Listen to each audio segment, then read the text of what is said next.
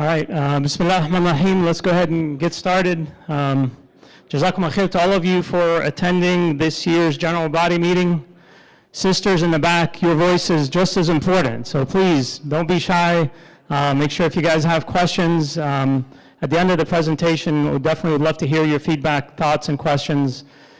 The general body meeting, as Imam Ahmad explained, is really the community's opportunity to understand the state of affairs of the IR, and more importantly, for you guys to ask questions, anything that comes to your mind about how things are running, your feedback on what we can do differently, what we can do to improve. So any thoughts, comments you have would be great. Inshallah, the presentation section is intentionally short because I want to make sure that we have plenty of time for Q&As and to address any concerns that you all may have. So Bismillah, we'll go ahead and get started. We want to cover 5 basic things. I'm going to talk to you guys a little bit about the IR overview and then discuss finances. I'll give you an honest assessment of our strengths, weaknesses, opportunities, and threats, the state of IR, and then town hall Q&A.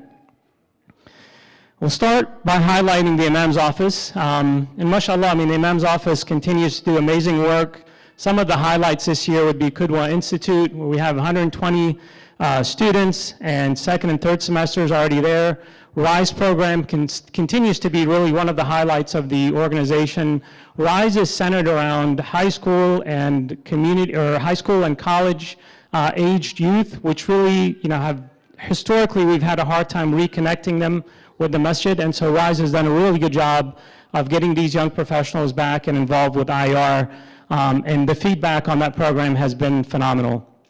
Outreach and support services continue to really be good with the interfaith programs, counseling services, and the continued work that the Imam's office does. Just to give you guys an idea of some of the services, 48 marriages, mashallah, this year. 331,000 YouTube views on our YouTube channel, 13 counseling sessions, 150 fatwas issued, 53 janazas. I hear that unfortunately we're one short of a record, is correct? So unfortunately there's been a lot of janazas this year, but the cemetery committee, as you all would agree, mashallah, does amazing, amazing work, and it's always consistently one of our highest ranked committees. I want to highlight also some of the programming that we have at IR. This is just some of the programming. So if you take a look, I mean, really the masjid does an amazing job of putting it out, really high quality programming. I understand that all of us don't have a chance to attend all of these, but it's important to highlight that these programs are available, right, for whatever days we want to come.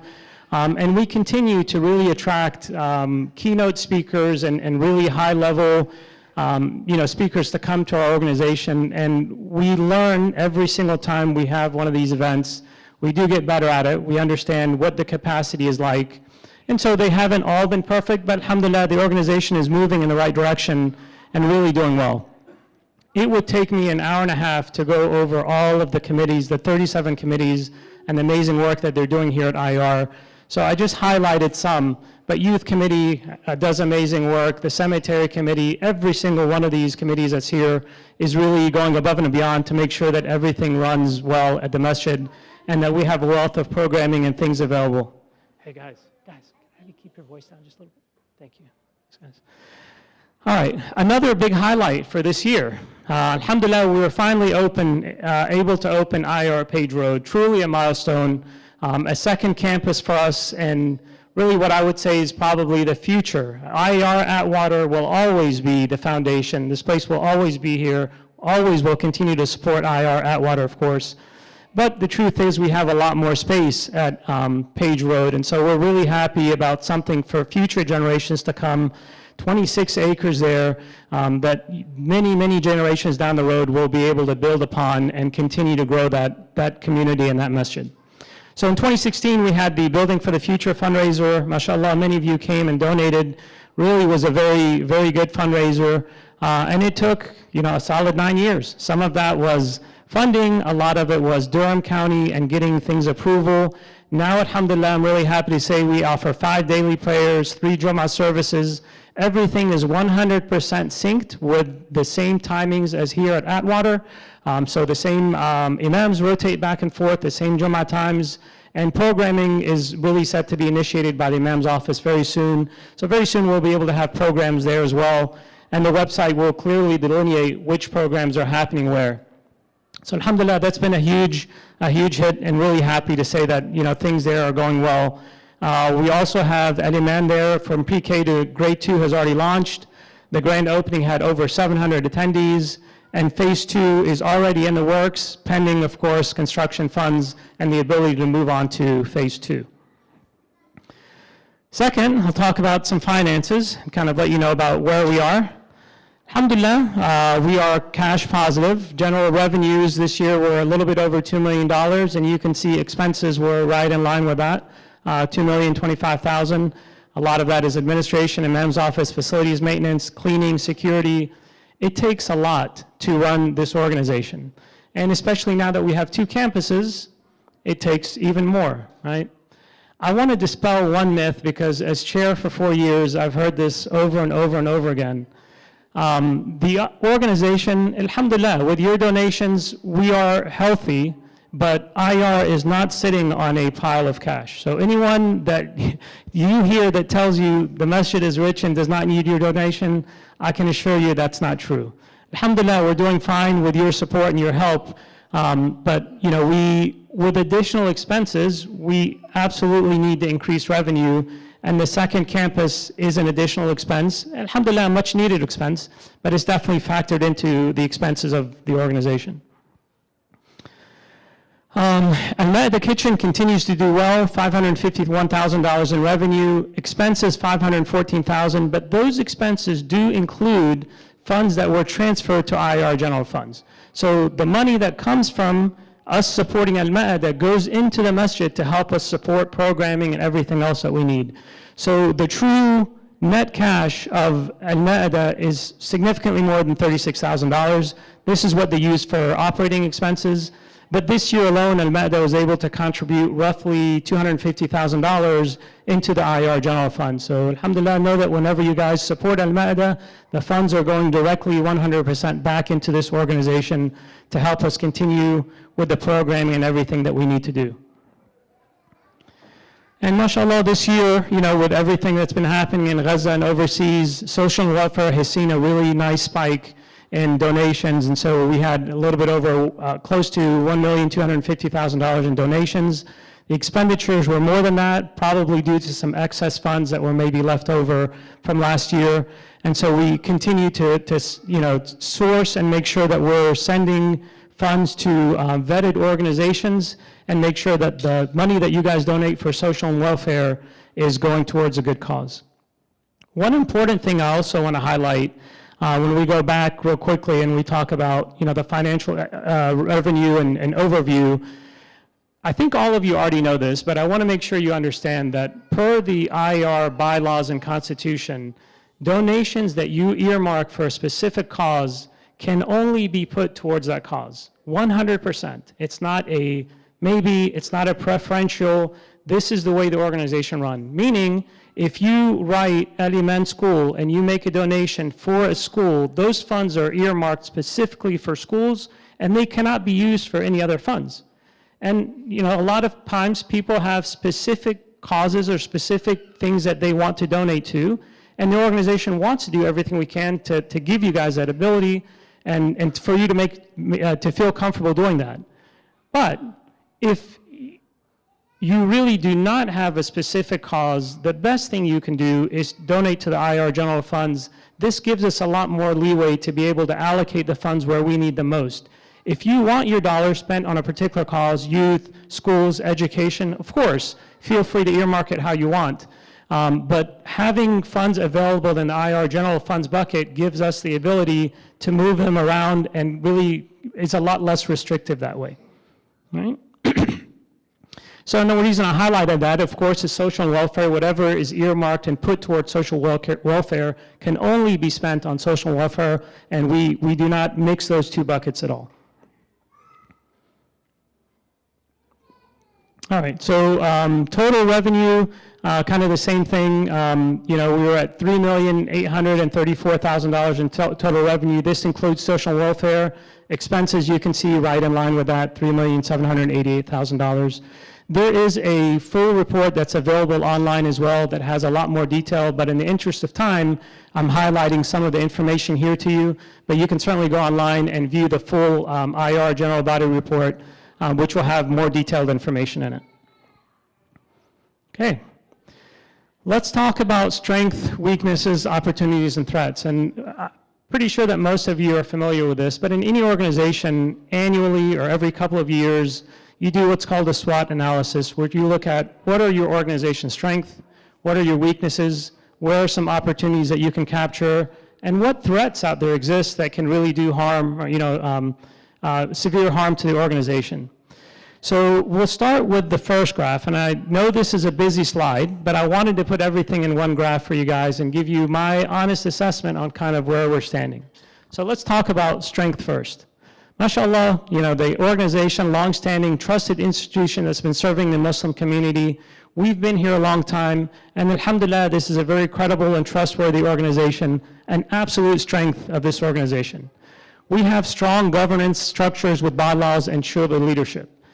I cannot stress this point enough, right? At the end of the day, the bylaws and the Constitution are what protect this organization. No one person or no one individual, whether you are the CEO or the chair or a board member, can do anything different than what is inside our bylaws and Constitution. So this is a huge, point of protection for us. We have a very dedicated staff and a culture of volunteerism that people usually step up and do a lot of great work. We have a diverse, engaged congregation, 78 or 79, I think, different ethnic backgrounds. And so this is a message that's very, very strong from a diversity perspective, and that is an absolute strength of this organization. Financial resilience supported by a committed donor base. MashaAllah, every single time the organization has been in need of funds, and every time you're called upon, the community comes forward and the community is always there to help, and that is another absolute strength. Now let's jump down to opportunities. What are some of the things that we can really do? Where are some opportunities for this organization? Well, Page Road presents a huge strategic opportunity for us. So like we talked about, Page Road has the opportunity to serve many, many future generations. Inshallah, that organization will be there, and there's more land for my kids, and your kids' kids to continue developing. So there's a huge opportunity with the amount of land and space that we have at Page Road. I think we can definitely continue to expand on education, youth, and specifically family programming. We've gotten much better at that, and we'll continue to work on that. Building a long-term endowment for financial sustainability, which I'm going to talk to all of you about a little bit later on. That is a very, very big opportunity for this organization. And I'll tell you that I think that is perhaps the most important keynote that we need to work on. We continue to enhance civic, interfaith, and community partnerships. We have gotten much, much better about it over the years, but I think we can still do better at interfaith dialogue and really making sure that we branch out. To give you guys kind of an example of this, when we held our Page Road grand opening, the parking lot was full, and so we went to the congregation, the church across the street from us, and asked them if we can use their parking lot, and without fail, they said, absolutely, you're more than welcome to use our parking lot anytime you want. And so, mashallah, interfaith works a long way. Now, they gave us a green light. Are we reciprocating that? Will we reciprocate that? And so, as an organization, we have to make sure that we are, doing our duty as well to make sure that we're building good interfaith with these organizations. Now let's discuss some weaknesses. Increased operational complexity across campuses and programs. Anytime you have a second campus, it does add a level of complexity. Right now, imams are asked to go back and forth, staff is asked to manage 2 different campuses, volunteers run back and forth, and so that is a concern. Is it a weakness? Perhaps, but something that I think that we can really overcome and address. There's a heavy reliance on a limited pool of highly committed volunteers for key initiatives, meaning whenever there's a big program or something that's happening, we always rely on the same people that, mashallah, they do come forward. You look at these big events like Ramadan planning, Eid events, Youth Day, it's always the same people that come forward. And so there is a threat there because you can certainly, things happen. People have to move. Some of us move on to, to other places. And so we really need to make sure that we have a good pool of talent around so that other people can step up. Inconsistent communication between committees and leadership. The organization is large. And I'll be the first to say that that has even been a concern for me as chair. It's hard to make sure that you're communicating effectively and to make sure that everyone is on the same page of making sure what's happening in the masjid. You have 37 committees, a shura, a board, an admin team, and all of them need to really understand what's happening. Limited centralized fundraising. What I mean by that is there are many organizations, even within IR, that conduct fundraisers. Al-Iman has a fundraiser, Al-Furqan has a fundraiser, IR has a fundraiser, PageRoad may have a fundraiser, and that makes it a bit of a challenge for us because there's a limited pool of funds, right? And so somebody has a fundraiser, perhaps 2 weeks or 3 weeks later or a month later, it's difficult for us to have a fundraiser, and that's a challenge for this organization. There's growing staff capacity demands, and so, we are well past the years. I've been here 25, 30 years, and I know many of you have as well.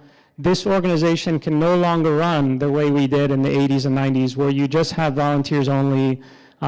It's a big, massive organization, and with that comes staff. And so staff do things that volunteers simply cannot fill that role. And so we'll have a growing staff demand as well. And of course that increases cost, but that also helps us do these programs that we need to do and continue to grow the organization. As far as threats, economic uncertainty impacting donations and fundraising, not even economic uncertainty, but anytime something happens around the world that severely impacts Muslims, we as Muslims step up. And so then of course we start donating to social welfare causes, and that impacts the donations that come into IR. So it's noteworthy and it's understandable, but it is a real threat to the organization. We already talked about rising operational and maintenance costs.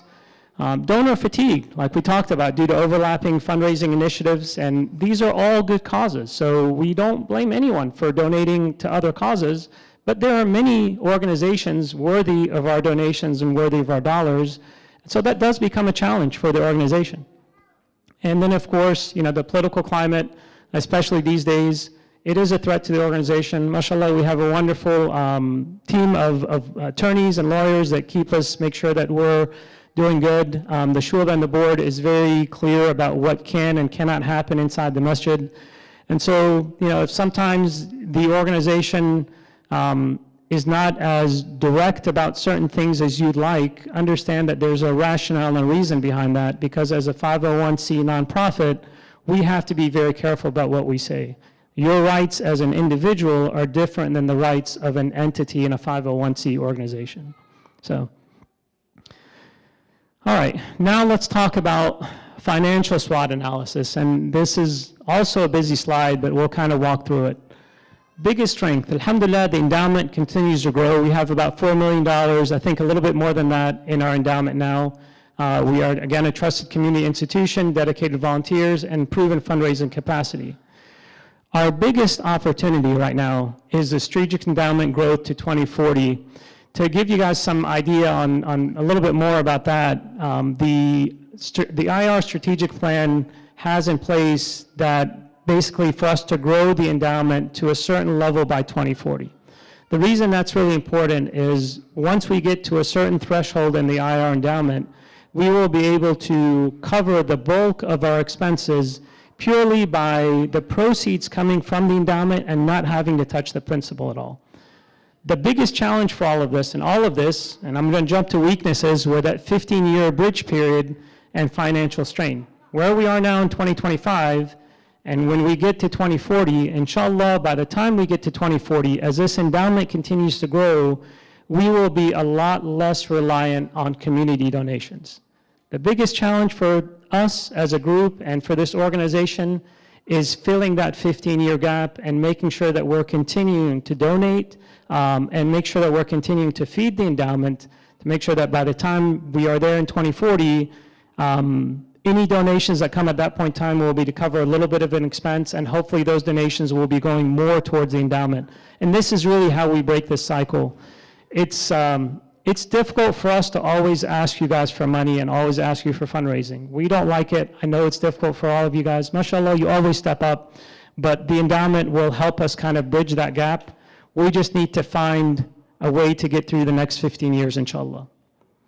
One of the biggest threats, again, talking about endowment, if I go down to the bottom point, pressure to tap into endowment principle, right? As the organization grows and as we continue to add programs and we need to do more and more in Page Road, it is a real threat and a pressure for us to say, well, we have the money in endowment, let's start using some of the funds in endowment, but that would be a very nearsighted short-term approach. The best thing we can do for the organization is to preserve the funds that we have in endowment, continue to grow that so that we are less and less reliant on donations moving forward.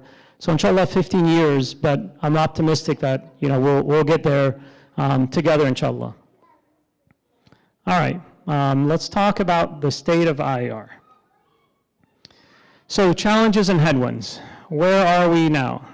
Financial pressure, like we said, for sure. 2 campuses equals additional expenses. There's no other way around it. Additional funds needed for future growth. So we want to be able to expand at Page Road. We want to go ahead and do phase 2. Of course, right now, we don't have the funds to do that. And so that is a real challenge and a real financial pressure. For those of you who have not been to Page Road yet, I want to make sure you all understand that the current building that's there was never intended to be our long-term masjid. That's why the masjid's on the 2nd floor, right? It was designed that way for a reason. Eventually, that entire building will be a school, and the next phase that we build, inshallah, will be our proper masalla. But we needed to have a school there for different reasons, zoning, and because we are already running out of space here for Al-Iman. That's the reason this building, phase 1, is designed the way it is. But inshallah, next building that's designed will be a proper masalla. And this current building that we have, the entire building, 1st floor and 2nd floor, will be converted into school. But of course, we need funds and money to be able to do that. As I mentioned to you, all other worthwhile organizations, right? They are all competing for donations as well. Capacity strains. So there's a long waiting list at Al-Iman right now. We are actively trying to resolve that. It's not an easy challenge, but inshallah, we are looking for a good long-term solution.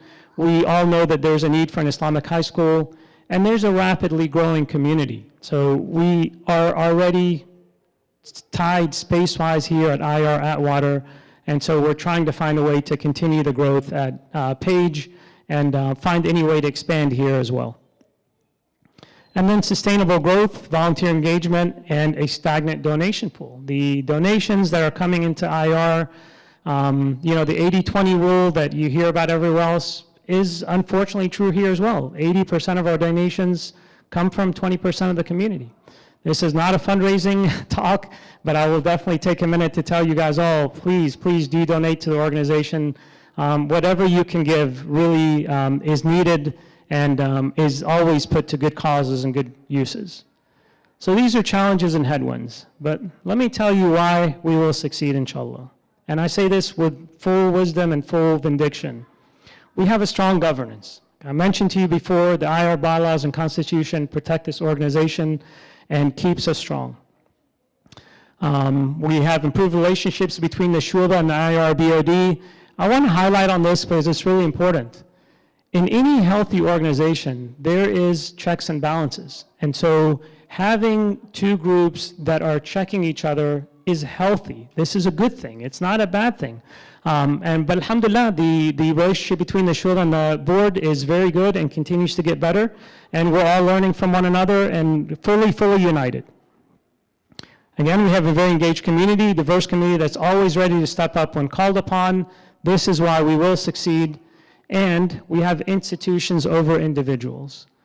It seems small, and it seems like something, well, of course, Osama. It's not that way in all masajid.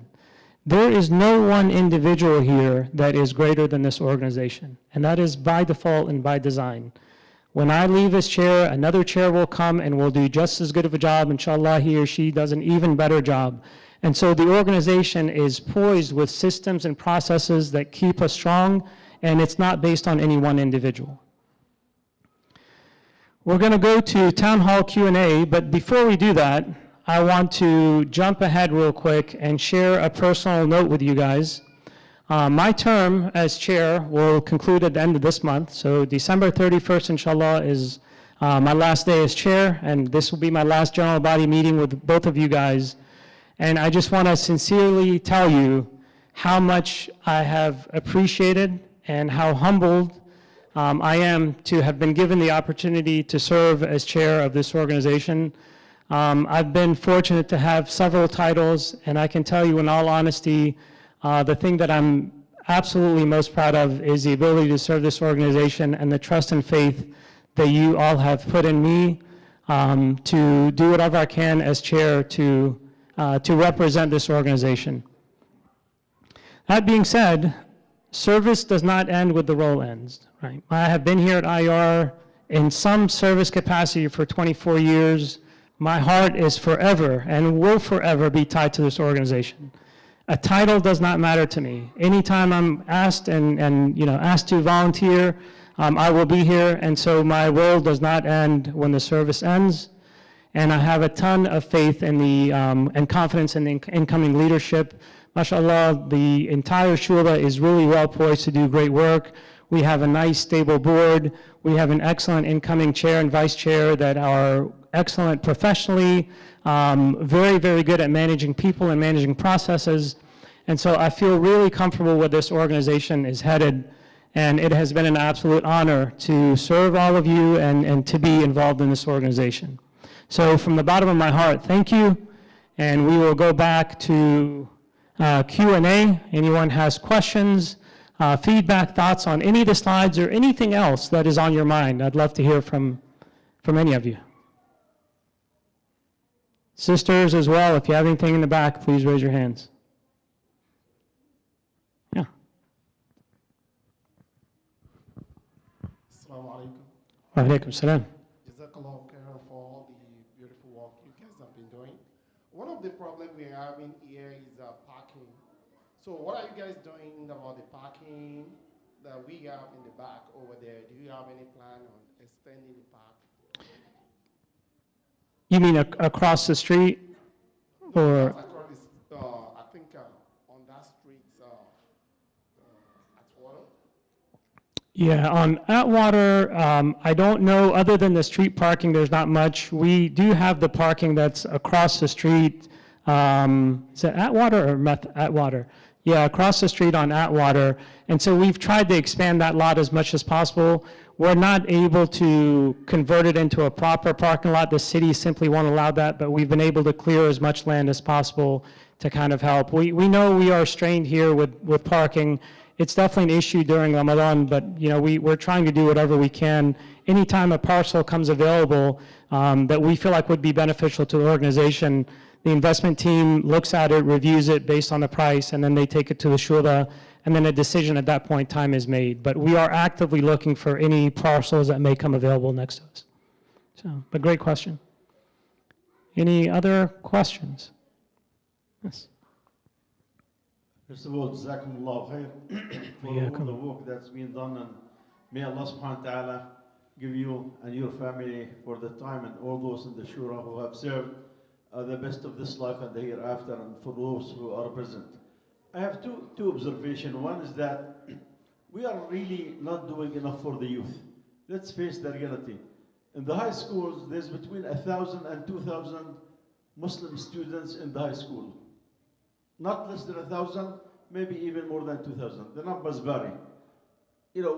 We have to have, the association have to have a full-time staff member paid by the IAR, because no other masjid will do it, to go to the high schools, to counsel the high schools, prepare the Muslim students, get them in certain activities and this and that. The objective should not be really to bring them to masajid. That does not work. Some of them will come eventually to masajid. But to have Islam in their life, so that when they go to the universities, they have some foundation. And I mean, I remember Imam Muhammad said, you know, when the time comes, I can secure the funding from private donors. So what is it that is standing between IER and hiring a full-time staff member to really devote his time or her time to the high schoolers? That's one. The second is about the Page Road and the expansion. The reality of the matter is, if we think about masajid, come to Fajr or Isha, which is the most people who come for Salah, ask how many people are born in this country. And out of the 200 or so, you might find 10 people. If we rule out the indigenous brothers, African Americans who are born and raised up here, the numbers really become less than a handful. The future really of masajid need to be discussed, because you are talking about 15 years and planning for 15 years. Building more masajid, that's not the solution. We have 14 masajid in this area. We need to start thinking out of the box and thinking of things differently. For example, the old days, when many of the elders in this community want to build a traditional masjid, alhamdulillah, Sheikh Abu Yusr was on the side of the youth, let's build a gym, a multi-purpose hall. I mean, that's where the direction should be. Schools, multi-purpose halls, something on that level. Because really, in 15 years or 20, I'm not sure if the masajid will do anything more than Eid and Jum'ah. This is the reality. Just go around the country and you will see, maybe even we are faring better in some areas. But in the bulk of the masajid, it's the immigrants who are coming to the Fajr and Isha. Barely you have some who are coming to Dhuhr, Asr, and Maghrib. So when we talk about expansion, we need to stop thinking about building more masajid.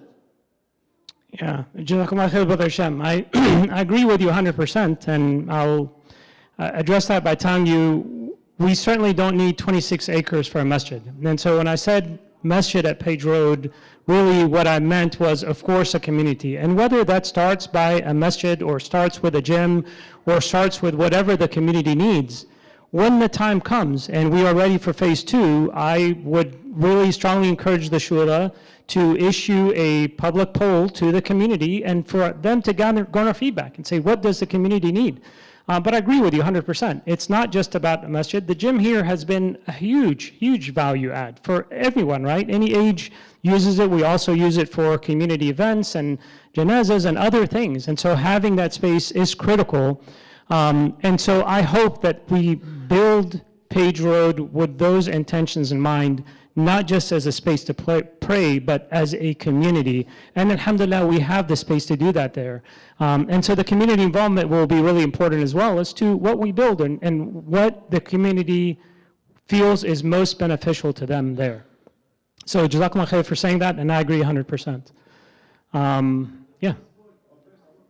The first point, yeah, I mean, I think, I don't want to put, you put pressure on Imam Ahmad, so I can go back to Imam Ahmad, and I'm just going to highlight, this here, 2,034,000 and 2,025,000. So there's a $9,000 buffer. We have to get additional funds, right? But I'm 100% with you. I think if we can find someone or the community to be able to raise funds, it would be wonderful to have someone that is their sole dedicated job to go around. There's plenty of high schools here, plenty of middle schools. The MSAs can all benefit from having a central person or liaison. And so I think that would be a great hire. And I think there's a ton of value in that. And I do agree with what you're saying. Instead of waiting for them to come to the masjid, we have to go where they are and engage with them then.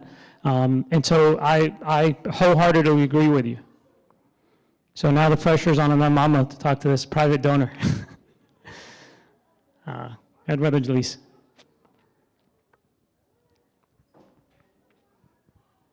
First of all, Jazakallah khairan, Brother Sama, for an outstanding job. I know what it takes to be a chair. I was in that position for 6 years, so I know you have to devote a lot of time away from the family. May Allah reward you immensely for doing these tireless services to the community. My only request and suggestion for the future chair and shura members is, as you see, the general attendance for the IR General Body meeting traditionally has been very, very low. All right. And this year, unfortunately, it falls on the Christmas break, so most of the people are maybe out of town. But in general, the general body meeting is usually held in November. Still, we don't see full attendance. So my request to the Shura and the IR chair, the incoming IR chair also, to conduct surveys, periodically with the community, because if you ask for general body meeting and ask what you want, you don't see any attendance here. So please, encourage and, solicit this survey so that what they really need, they can come up periodically, not once in a year, once in a quarter, that will be helpful. Jazakallahu khairan. Well, Yakum Brother Jalise, I think that's a great point. And, Ahmed Ayad, I'm happy to announce, is the incoming chair that's been selected by the Shura. Many of you know Ahmed. He's a product of the community here. His father, Hafiz Ayad, is on the board. So he's been plugged into the community, and I'm sure he'll do an outstanding job. He has already told me, actually, to your point, that he really plans on doing more town hall meetings, perhaps once a quarter or twice a year, to really garner more engagement from the community, and I think that's definitely a step in the right direction. So your point is well taken and well made. As for me, I appreciate everything you said, Brother Jalise, and I really want to be as honest with you guys as possible. I think the one thing, if for nothing else, what serving as chair for 4 years has taught me is the amazing amount of work that the volunteers and the staff put in. You would not realize it as a community member, but it's not what I did. MashaAllah, being in this position, you get to see the organization inside and out, and it shows you how much is happening behind the scenes, how dedicated these people are to leave their job and come spend 6-7 hours at the masjid on a daily basis, recurring, ongoing. So may Allah reward them, may Allah reward their families, and it has totally changed my outlook of any masjid that I go to, but specifically IR, right? I know that we all have things that we want to see better, and that is absolutely all right. In no ways am I saying that we should just be content with everything, but my perspective is now different because I see how hard they work. So if there's something that's not 100% right, I'm a lot more forgiving about it because I see how much the volunteers do and the staff does on a daily basis. Other questions? Yes.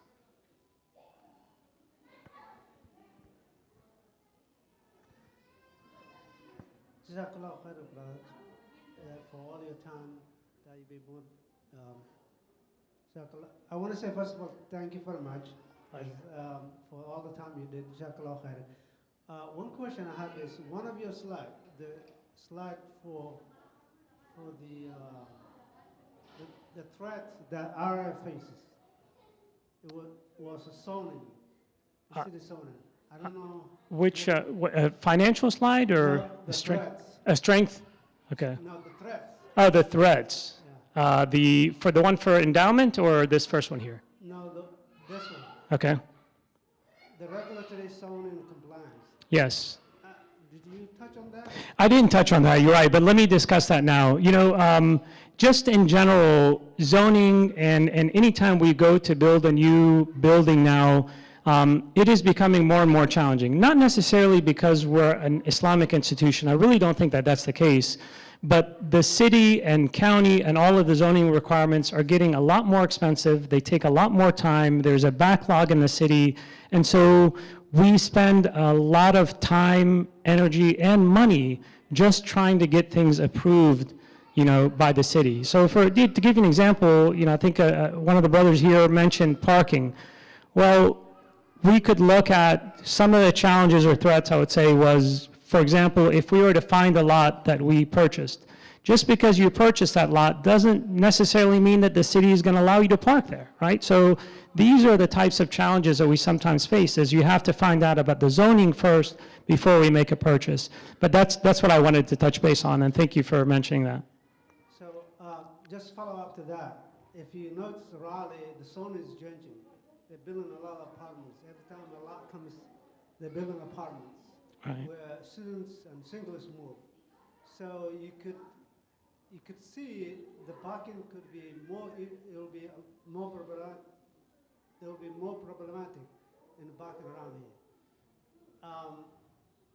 would, we know this masjid is the hub. And it will be.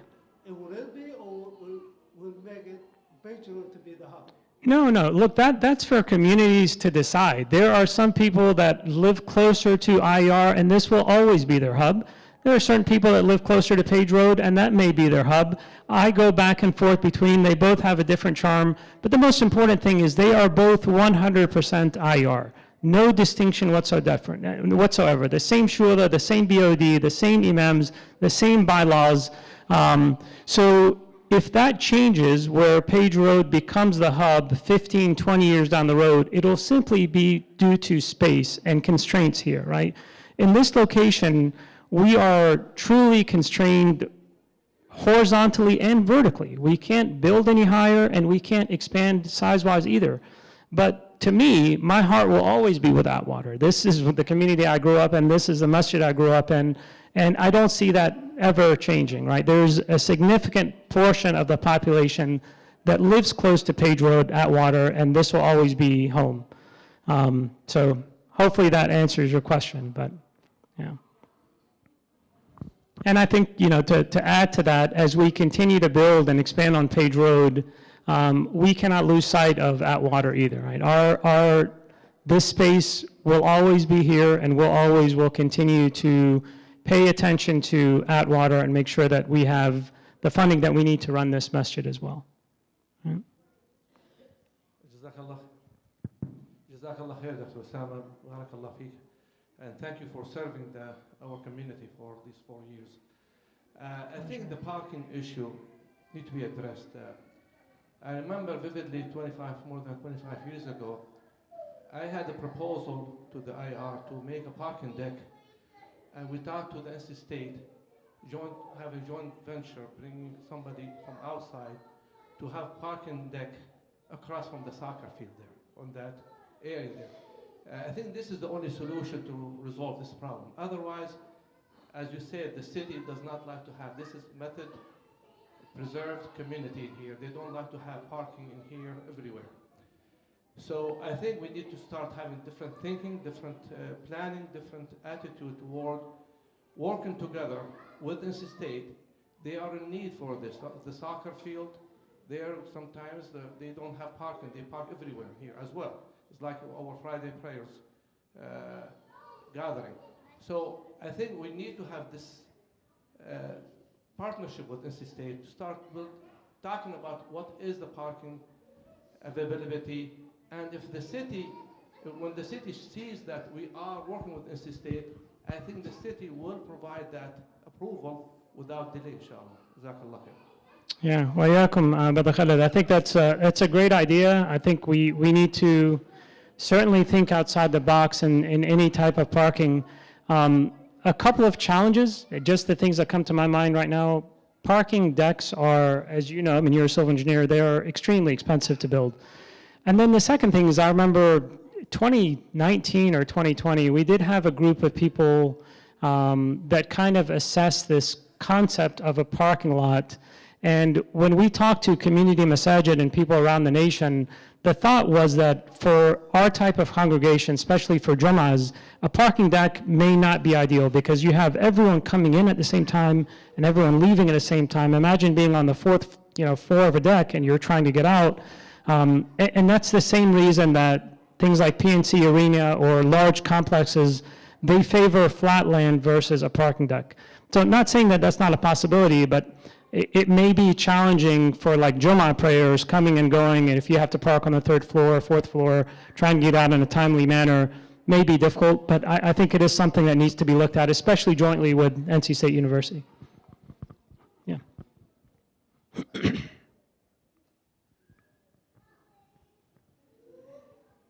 alaikum. Alaikum salam. Jazakallah khair for everything you're doing. Pleasure. I just have a suggestion. I wish we, as IR, could start doing, like having more events to bring the community together. And that would also push the youth to come and show up to the masjid and come and mix up with the community more. Like, I know many of the masajid in our area right now are having the winter retreat. They go to Myrtle Beach, to some other places, and they many people from the community of those masajid get together. They spend a couple of days together. So, and I know, alhamdulillah, at IR we have the event in the summer. We go to the mountains, and I see whenever we have that, many people end up coming to that event, showing up. Many of the youth also show up. So I wish we can do more of that, just to, inshallah, have the community coming more.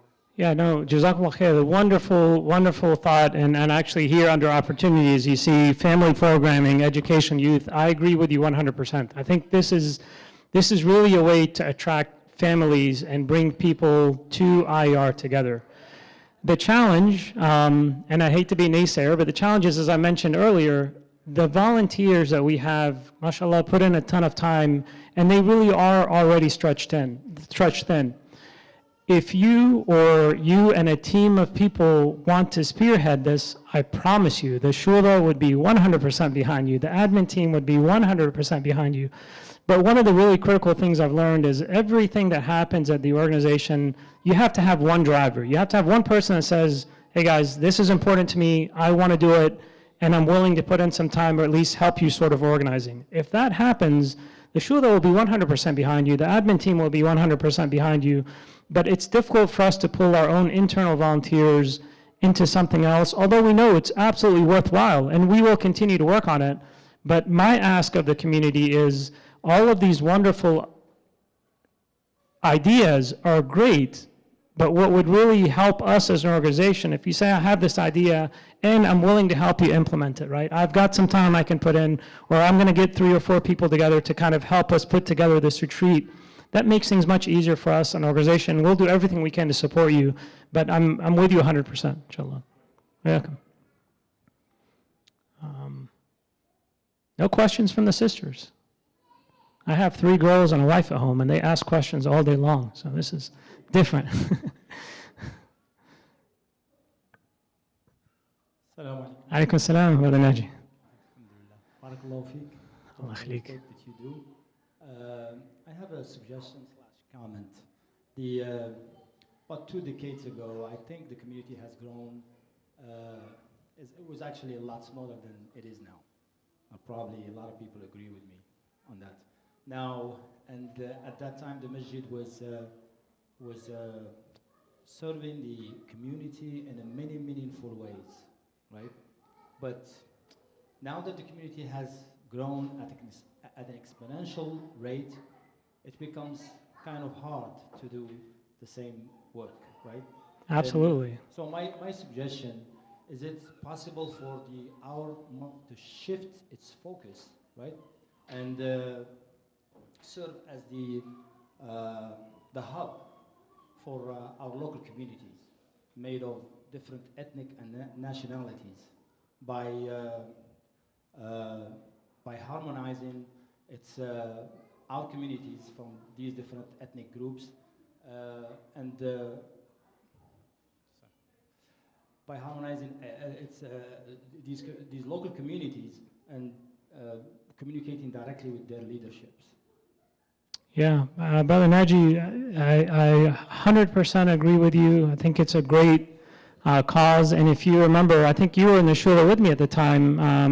Brother Hassan was chair, and Brother Hassan and I and my mama, we used to go at the time, this is probably 8 years ago, and try to meet with community leaders from every sort of different ethnicity group, and we'd break bread and have tea together and have a meal together. And it was wonderful. It was really one of the things that I enjoyed the most as vice chair. But as you mentioned, as the community grows and as more and more people utilize the masjid, the imam's office gets stretched thinner, right? They have more and more marriages, more and more janazas, more and more consultations. They get busier. The chairman has more to do because the organization is busier. So unfortunately, it becomes a time issue. But those things are critical, and I think that's, again, where if we have more volunteers to pull from, we could even look at a way of, perhaps rotating different people.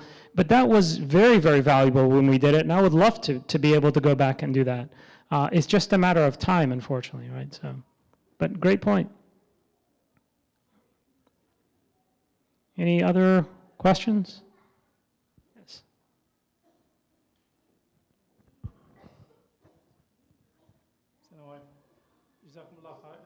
the time and effort you're spending. Jazakumullah khair for the time and effort that you're spending with the community. Take this one. Can you hear me now? Yes. Okay. So we may all agree that one of the weaknesses of the community is that we rely on donations. So my question is that why we never had like a real financial strategy to auto-finance ourselves. Like the community can, and we can like sell books online, rely on like many or low-cost thrift stores. These are just ideas. I'm pretty sure that our brothers might have like much better ideas. Why we never had like a real financial strategy to auto-finance ourselves instead of relying on donations? Yeah. That's a very, very good question. And I think we have had strategy. Perhaps we haven't executed the strategies as well as we can, but we've had some really big wins. Like Al-Ma'idah, mashallah, that's been a wonderful business and revenue stream for IR. So I think more things like that would help.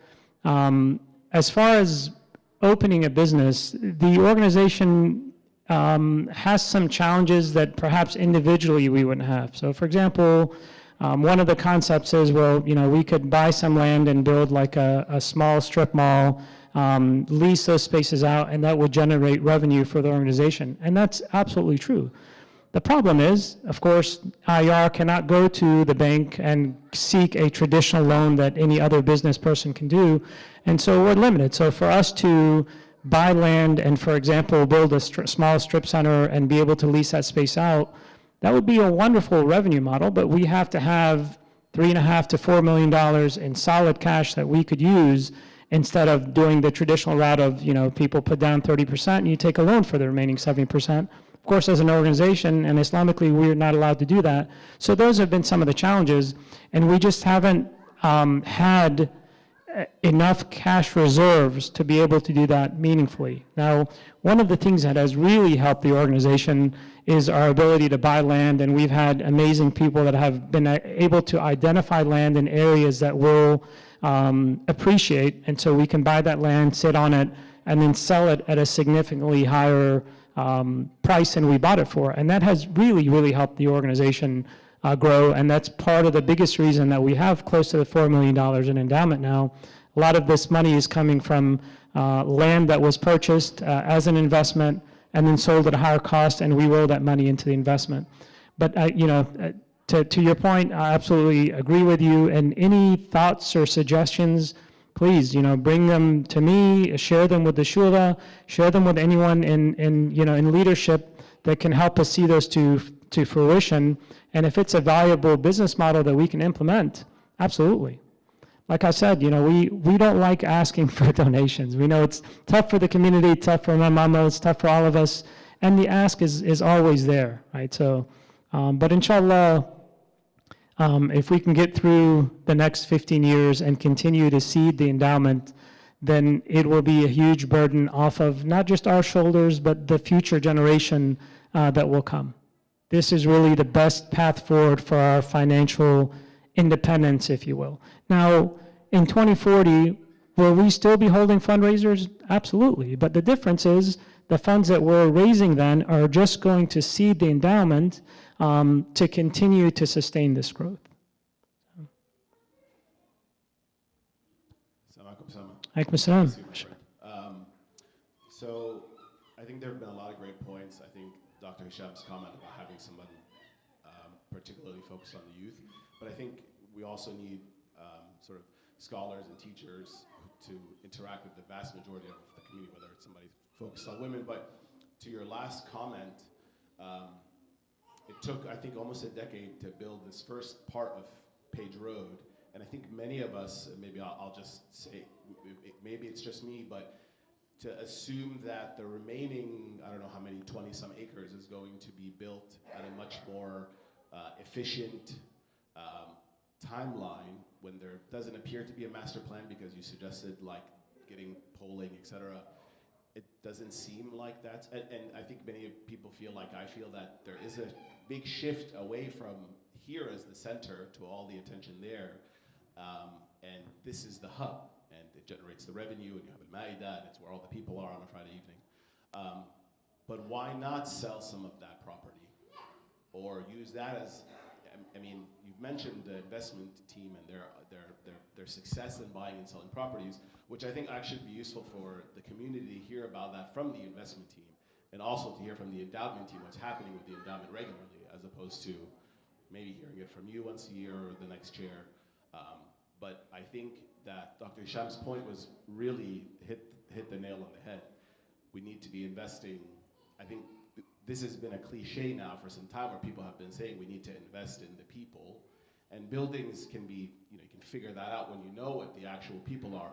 It seems like, and forgive me for projecting, Page Road was built for a building, and then there were some ideas for some other things, and now we're gonna hope, inshallah, phase 2 somehow is developed and designed and built with the same intention. So again, just because you just said some ideas, there's a lot of property over there, and that property is appreciated, heavily in the last decade or so. So just something. But Yeah, no, I appreciate it, Hashim. I mean, I think your points are all valid, and part of the reason that we, as a shura, during this last term, really stopped anything with phase 2, or for a lot of the reasons you mentioned.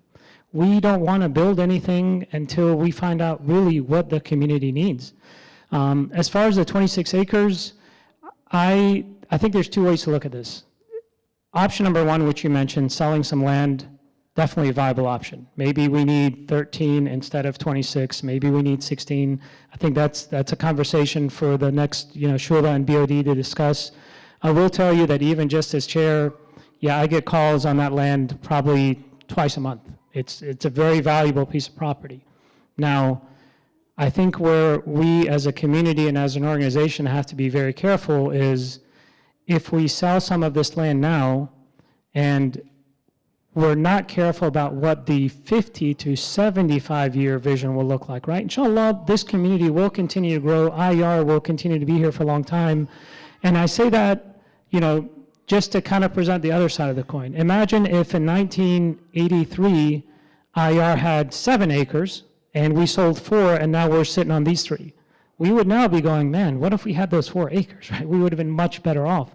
So that's always the challenge is we don't need it now, but if we can avoid selling it, this is my personal thought. My personal thought is leaving it for future committees. And I think we have to be very careful not to overbuild there, because maybe in our lifetime, and maybe even in our children's lifetime, we only build on 8 of those acres. Okay, guess what? We're leaving the 3rd generation 15 or 16 acres, or whatever's left over, as a clean slate to say, whatever you guys need in the future, this is what we've left you, right? It would be unfair for us to determine for them what their needs are going to be. But I think your point is valid as well. Maybe we can look at selling some of it and holding on to the rest. And I think these are difficult decisions that, the incoming shura and BOD with the thoughts of the community will have to kind of decide together, right? But yeah, good point. I feel like there's definitely from a number of people, there's a sense of concern about Page Road being the shiny new car. And so I want to assure all of you with 100% certainty and sincerity, this masjid will always be home. Atwater is not going anywhere.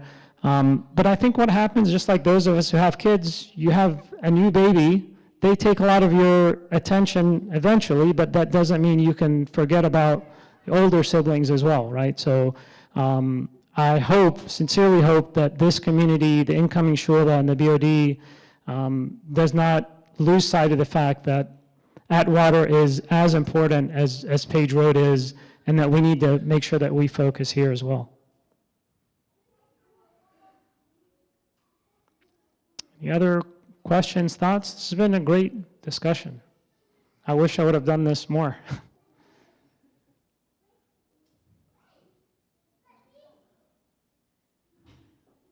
All right. I know we have a couple of shura members here. If any of you want to say a few words or say anything, it's been an honor to serve with all of you, and I'm really, really happy about the work we've done. Progress is not always linear. We take 2 steps forward, 1 step backward, but alhamdulillah, we're moving in the right direction.